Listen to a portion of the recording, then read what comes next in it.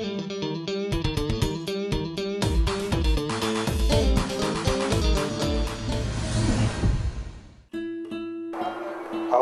არის განსაკუთრებული ბიოველი, რომელიც გააჩნიათ ადამიანებს, შენობებს, რომელიც გააჩნია სამყაროში არსებულ ნებისმიერ ადგილს თუ საგანს. მე ფრედი ვარ და წარმოგიდგენთ იურას აურადან.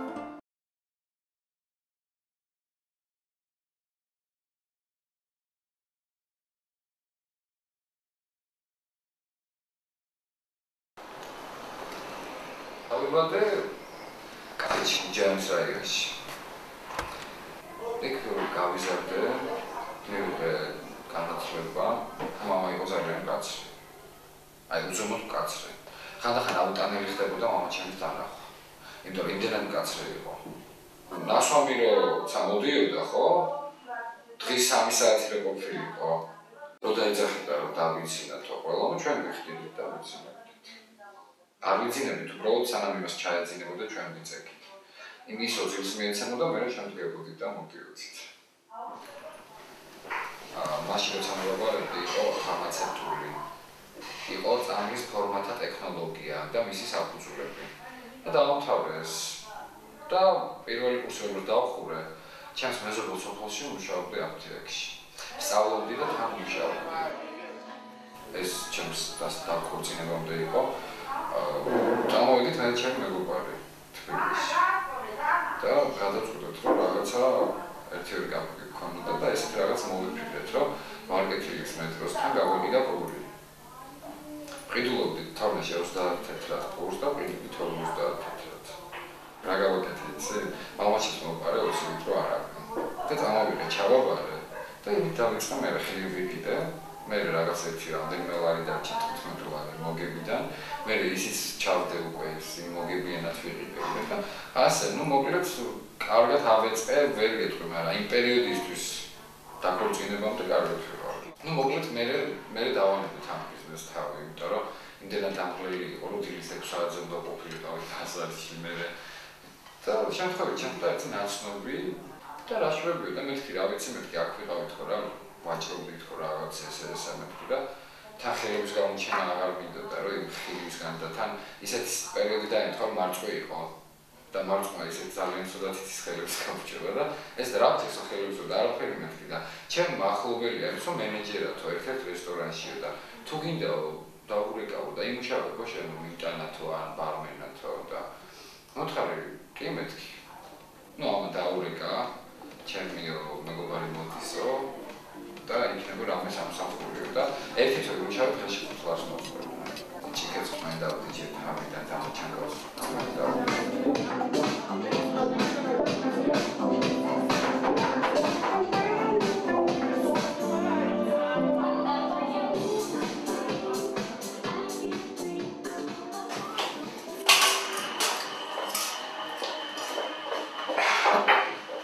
დაიღალე ისე და საერთოდ მუშაობაში, მაგრამ 2 ადგილას მუშაობ და იმდენად ცოტა ძნელია ჩემთვის დილის 10-დან სამსახურში ვარ საღამოს 6-მდე და მე 6-დან აქ მოვდივარ.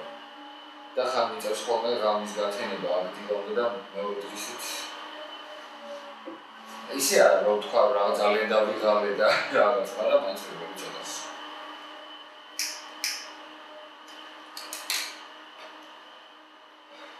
სახელმწიფო გამოცდა მქონდა 18 დეკემბერს 99 წელს და 19 დეკემბერს შაბათი დღე იყო, უკვე მქონდა ქორწილი.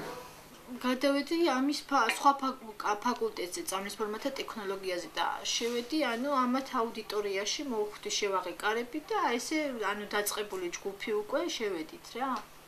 რამოდენიმე მეგობართან ერთად, ანუ 4 ვიყავით და 4-ვე ერთად გადავედით და ასე მოვხვდით ერთ ჯგუფში. შემოვიდა თუ არა ესეთი გრძელი თმა, ჩაუკა რაღაც მინიუბკით იყო შემოსული და სულ 4 ბიჭი ვიყავით კურსზე და 36 გოგო იყო და ბიჭებო მეთქი ეს გოგო ჩემთვის მინდა მეთქი არ დაადოთ დაადგათ თვალი არავინ მეთქი თლათ ისე ვთქვის შემთხვევით აი არანაირი გრძნობა არანაირი არაფერი და აღმოჩნდა ისე მე რომ თურმე რაღაცა გაიღვიძა გულში რაღაცა მამის მიმართ და მთელი 4 წელი მე უკვე დაიწყო ერთ საინტერესო ფაქტს მოვყვები რომელიც კურიოზი გადამხდა ჩემს სანამ მეუღლე გახდებოდა.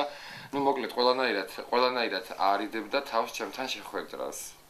და ერთხელ ვთხოვე რომ ძალიან გთხოვთ მეთქი რა თელავში არის ესეთი მოედანს ვეძახით რა სადაც ეს პარკია სადაც დასასვენებელი სტუდენტები ყველანი აბსოლუტურად რა ესეთი სკამებია და პატარა სანაყინია შიგნით გაკეთებული ვთხოვე რომ გეხვეწები მეთქი ნაყინი ვჭამოთ რაღაც გავიაროთ მეთქი და არა არ შემილია იმიტომ რომ სასწრაფოდ უნდა წავიდე სახლშიო და რატო თქო და თანო ბაზარში უნდა გავიდეო და რა უნდა იყიდო მეთქი ბაზარში მეთქი და დედამ დამაბარაო რომ ცოცხი ვიყიდო რა ბარემ წავიღო სახლშიო და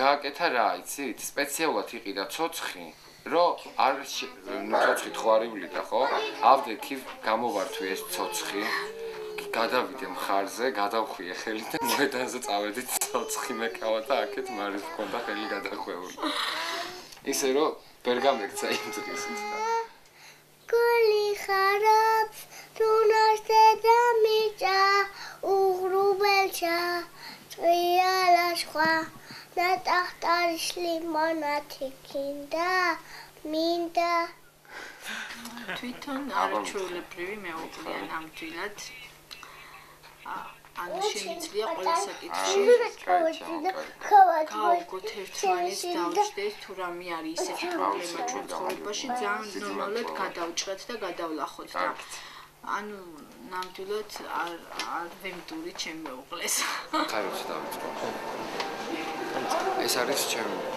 პირველი სამსახური რომელსაც ოჯახზე მეტხანს ვატარებ სამსახურში. იმიტომ ძალიან მიყვარს. აქ ვმუშაობ დღე-გამაშველით. ერთი დღე ვისვენებ, ერთი დღე ვმუშაობ. ნუ მეორე დღეს როდესაც ვისვენებ, ვმუშაობ მეორე სამსახურში და ისეთი სიტუაცია იყო, რომ ძალიან გადამული გრაფიკით მომიწეა მუშაობა. რაღაც 3 დღის განმავლობაში ზედიზედ, დილიდან დილამდე ასე ვთქვათ.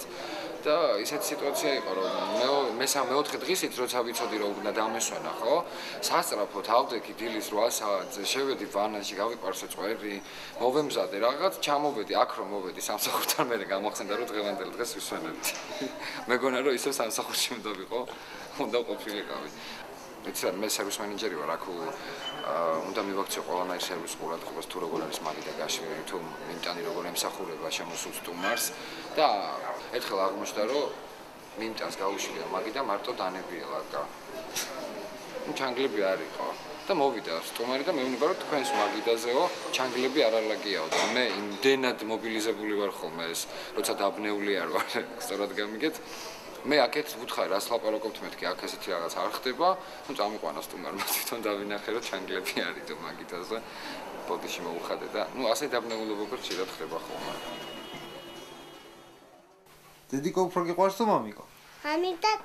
მამიკო და დედა თუ მამიკო და დედა და მამიკო და ანი. იგი ანი პასტა გაუცხობოდი. ჩვენ სიტუაციაში არის ძალიან რთულად, იმიტომ რომ 24 საათი ვარ მაგასული. ბავშვების დამტოვი არავინ არ ყავს, ასე ვთქვათ, მიმხედი და არც იმის საშუალება სიტყვაზე რომ აიყვანო ძიძა და დაუტოვო. იმ საშუალება ნამდვილად არ არის, რომ რაღაცა ძიძა ავიყვანო და ისათვის მიწევს სახში და ბავშვების აღზრდა.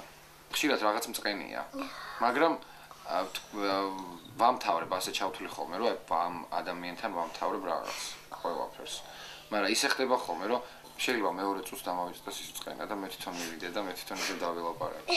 მშობლებისგან რჩევა, როგორ მოცხოვრობს, როგორ გამეკეთებინოს, რაღაც არ მახსოვს.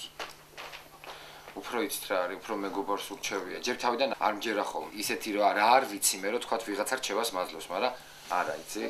ხშირად მივსვა იმ დისკუსიამდე, რომ ნამდვილად ის მართალი ყოფილა და მართლა ისე გამიკეთებია, მე რჩევაზე მორგებული ვარ. თავისუფალი დრო მაქვს ძალიან ნაკლები.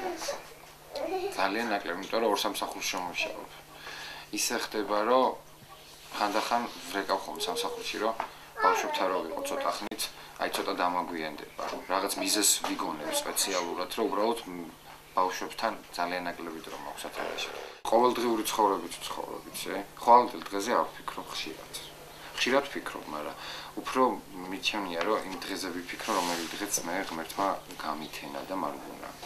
მინდა რომ კარგად იყვნენ ყველანი და ჩემი ოჯახის წევრები, აბსოლუტურად, ჩემი ცოლი, ჩემი შვილები, სწავლა-განათლება მივაღებინო. ის საშუალებები მქონდეს რომ აი ნორმალურად ვიცხოვრო. რომ მქონდეს ყველაფერი ის რაც კი მჭირდება საერთო ცხოვრებაში. ამის მისაღწევად რას აკეთებთ ეს? ამის მისაღწევად ჯერჯერობით ფიქრობ. და უბრალოდ რაღაცა იმედი მაქვს.